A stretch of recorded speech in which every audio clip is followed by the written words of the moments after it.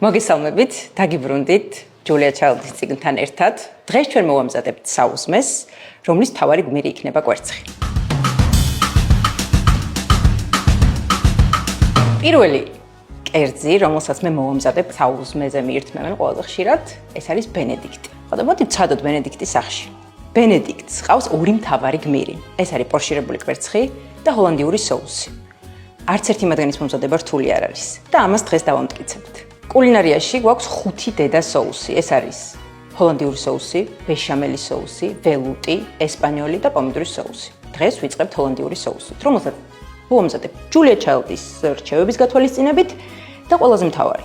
ჰოლანდიური სოუსი არის ძალიან ტექნიკური სოუსი, ძალიან მარტივია აგვეჭრას, რადგანაც ჰოლანდიურ სოუსში გამოიყენება კარაქი, რომელიც ხშირად არის ხოლმე აჭრის მიზეზი.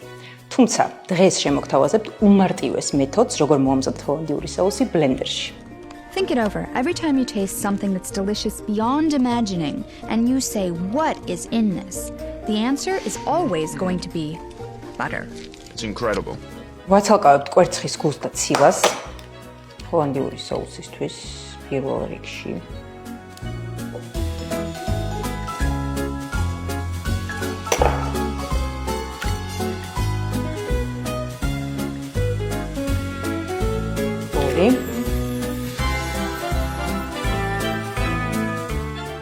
და მესამეც ბლენდერში უნდა მოვათავსოთ კვერცხის გულები, ლიმონის წვენი,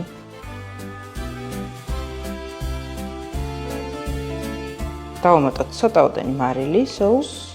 პარალელურად დავიწყებ კარაქის გადნობას, სადაც ძალიან მნიშვნელოვანია კარაქის ტემპერატურა. You can never have too much butter. კარაქი უნდა გავათბოთ სადღაც 90-95 გრადუსამდე. ეხლა ჩვენ ამ ეტაპზე გვაქვს 78 გრადუსი და რატომ არის ეს მნიშვნელოვანი?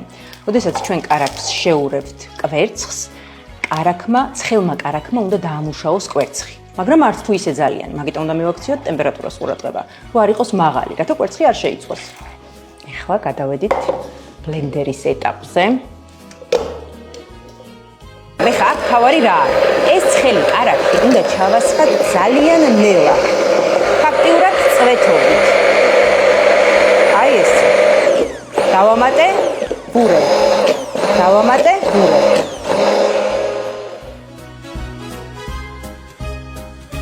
კარაქი ასრულებს, როგორც მაიონეზის შემთხვევაში ყავს ზეთი, მთავარი გმირი, ჰოლანდიურ ყავს კარაქი. ბლენდერი კი უზრუნველყოფს, რომ იდეალურად აითქოს, თავარია ნელ-ნელა დაემატოს.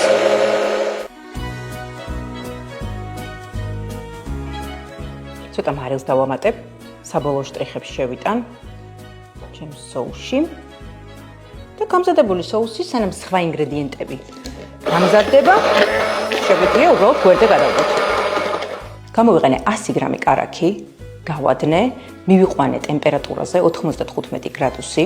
პარალელურად ბლენდერში მოვათავსე 3 კვერცხის გული, რომელსაც დავუმატე სადღაც 1 ჩაის კოვზი ლიმონის წვენი, მარილი და შემდეგ ეს ყველაფერი ერთად, როგორც ვიდეოში ენაჩვენები, დავაბლენდერეთ და შევაერთეთ და გამოვიდა, ნახეთ. გამოვიდა ჩვენი პრიალა სოუსი. გემრიელესი. შემდეგი ნაბიჯარი ბეკონის შეწვა. ორიგინალ რეცეპტში გამოიყენება კანადური ბეკონი. ჩემ შემთხვევაში მე მაქვს უბრალოდ ბეკონი, რომელსაც შეიძლება სუპერმარკეტებში და იქნება უგემრიელესი. გახურებულ ტაფაზე მოვათავსოთ ბეკონი. რამდენიც გაგიხარდეთ იმდენი. თუმცა თითო ბენედიქტზე გამოიყენება 2 ცალი. ჩემ შემთხვევაში მე ესე ვიყენებ.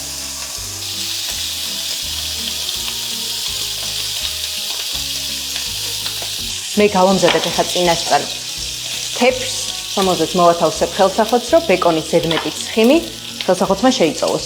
გადმოვიღეთ ჩვენი გამზადებული ბეკონი ხელსახოთზე, იმისთვის, რათა ხელსახოცმა ზედმეტი ცხიმები შეიწოვოს ბეკონის და შემდეგი ეტაპი არის პურის შეწვა. მოვათავსებთ პურს ბეკონიან ტაფაზე და ოდნავ ფერს მივცემთ. შებრაწულ პურებს მოვათავსებთ თეფშზე და დაგვრჩა ბოლო ეტაპი, პორშირებული კვერცხი.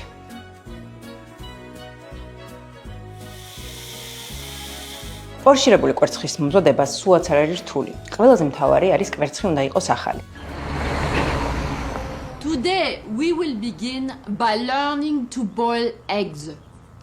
First, you must make sure that the egg is fresh. Განუჩენ ეტაპებს გაჩვენებთ. პირველ რიგში ვადუღებთ წყალს. ადუღებულ წყალში ჩავასხამთ ძმარს და ბოლო ეტაპია ადუღებულ წყალში კვერცხის დამატება. და ასევე ძალიან მნიშვნელოვანია ის, რომ წყალმა არ უნდა იდუღოს აგრესიულად. ანუ ჩვენ გვჭირდება ძალიან დაბალ ცეცხლზე წყლის დუღილი იმისთვის, რათა კვერცხის ერთიანობა არ დაგვერყვეს. რადგანაც მე ვაკეთებ ორ ბენედიქტს, ორ ცალ ბენედიქტს, გამოვიყენებ ორ კვერცხს, ცალ-ცალკე ჯამებში მოვათავსებ და აგიხსნით რატომ. მოგვიანებით. ის გადაგვჩენია წყლის ადუღებას დაველოდოთ. აი ერთი მიმართულებით ვუყრევთ და ვამატებთ კვერცხს. აი ეს.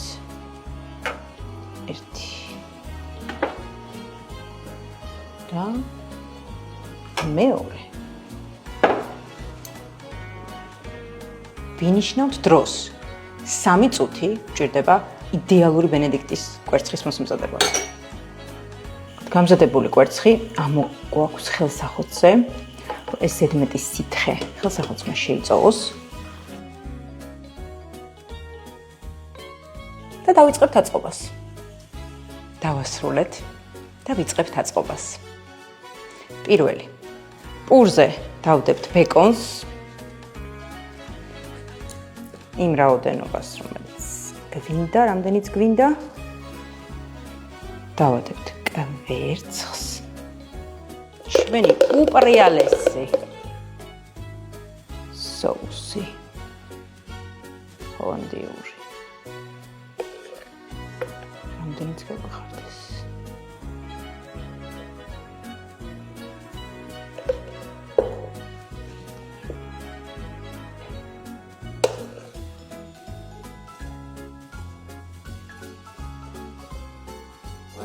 ბოლო შტრიხი, ცოტაოდენი შავი წიწაკა. ვუალა! ბენედიქტი სახში მზად არის.